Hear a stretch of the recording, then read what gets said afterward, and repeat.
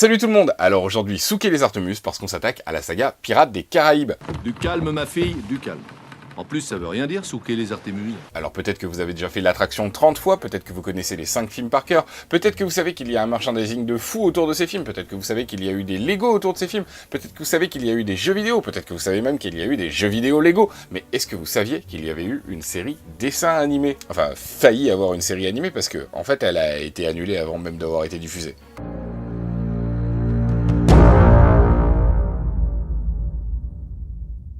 Nous sommes en 2005 et le tournage de Pirates des Caraïbes 2 et 3 vient de commencer. 2 ans auparavant, en 2003, Pirates des Caraïbes premier du nom a été une véritable surprise au box-office. Surprise d'abord pour le système hollywoodien, pour qui faire un film de pirates était jusque-là synonyme de malédiction et d'échec.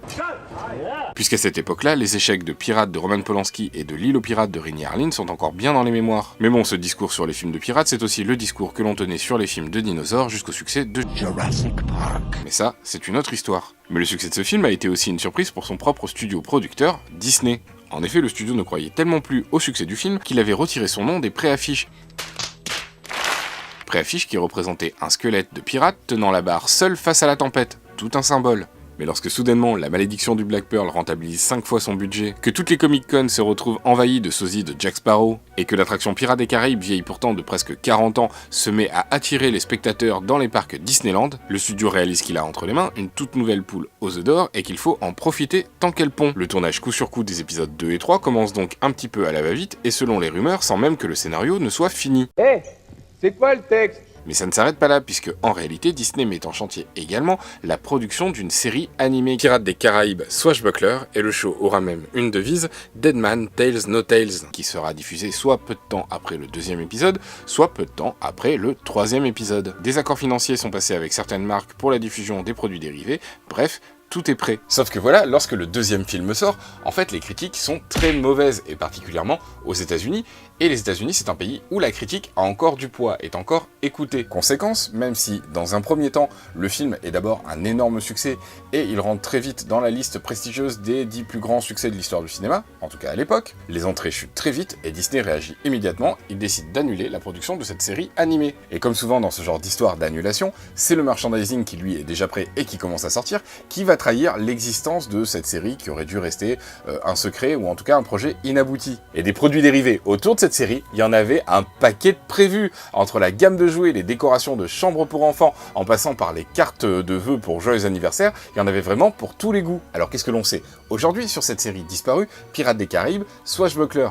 Honnêtement, pas grand chose. Le pilote n'a jamais été diffusé, Disney n'a jamais vraiment communiqué dessus, et tout ce qu'on a eu comme communication, c'est un accident industriel, ce sont ces produits dérivés qui sont sortis alors que la série était annulée et que les contrats le permettaient. Tous ces objets, tous ces produits dérivés, ils nous renseignent d'abord sur l'esthétique de la série, sur le chara-design, ou l'orientation artistique potentielle de ce dessin animé qu'on ne verra jamais, mais l'histoire, bien qu'inconnue, semble proposer l'intégralité du casting des épisodes 2 et 3. Le coffre maudit et Jusqu'au bout du monde ayant été adapté en comics dans une esthétique faite pour ressembler à l'animé, plusieurs possibilités s'offrent à nous. Il s'agissait soit d'une suite, ce qui semble peu probable, parce que le dessin animé aurait dû passer tout un temps à justifier de la présence de certains personnages disparus à l'issue des films, mais aussi de la présence du Kraken.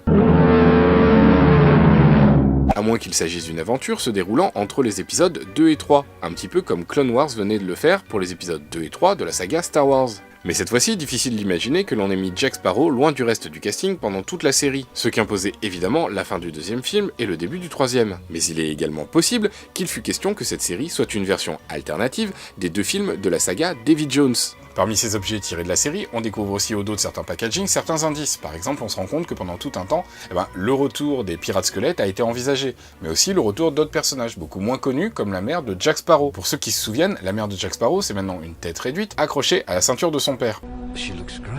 Et sur la boîte du déguisement Jack Sparrow tel qu'il est dans le dessin animé, on voit une tête rétrécie, celle de sa mère ou une tête comme une autre, qui guide Jack en lui parlant à l'oreille. Après, est-ce que c'est réellement sa mère ou pas? Est-ce que c'est réellement une intrigue récurrente ou pas? Est-ce que c'est un détail important ou pas? Ça fait partie des éléments qu'on ne saura jamais vraiment. Mais au milieu de tout ça, il y a un objet plus important, plus intéressant et qui nous en apprend beaucoup plus. Une bande originale de ce dessin animé, qui a été distribué au gré des hasards et des erreurs de la grande distribution dans les supermarchés Walmart aux États-Unis en bonus du DVD de Pirates des Caraïbes et le Coffre Maudit. Un disque de 14 titres, mélange de reprises de vieilles chansons de marins traditionnelles et de créations, le tout dans un grand mélange des genres où se rencontrent le style des chansons grandiloquentes de chez Disney et leur propre auto-parodie. En somme, le même style de mélange que l'on retrouve dans le dessin animé Phineas et Ferb commencé en 2007, soit à peu près l'année où aurait dû être diffusé ce Pirates des Caraïbes, Swashbuckler. De là à conclure que cette série animée devait s'inscrire dans une ligne éditoriale similaire et que ces 15 chansons sont en réalité les chansons que les personnages auraient dû entonner dans les 15 premiers épisodes, il n'y a qu'un pas. D'ailleurs, un titre comme Legend of Davy Jones,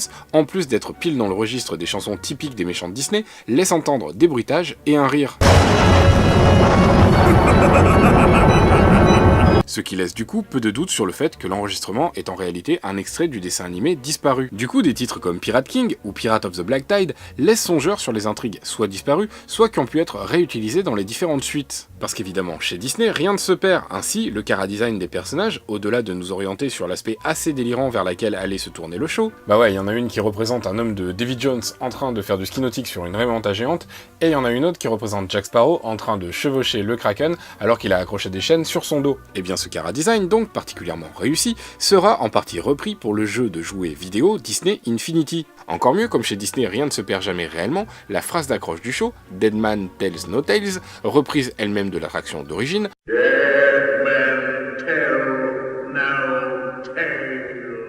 deviendra le titre VO du 5e film. Et puis toujours dans cette idée d'éternel recyclage chez Disney, j'ai envie de finir sur une théorie qui m'est toute personnelle. Mais j'ai l'impression que toutes ces années de travail sur une série animée avec des pirates qui chantent et qui dansent en cherchant des trésors d'épisode en épisode, et ben tout ce travail, ça aboutit à la création du show Disney, Jack et les pirates du pays imaginaire. Et puis pour étoffer un petit peu ce que je suis en train de dire, voilà le look de Jack Sparrow sur les couvertures de Young Jack Sparrow, des livres inédits jamais sortis en France. Et maintenant voici le look de Jake, cet enfant pirate donc, cherchant des trésors au pays imaginaire. Et voilà, c'est sur cette petite théorie que s'achève pour moi cette enquête à la recherche du dessin animé disparu de Pirates des Caraïbes. Je lève l'encre et je vous dis à la prochaine.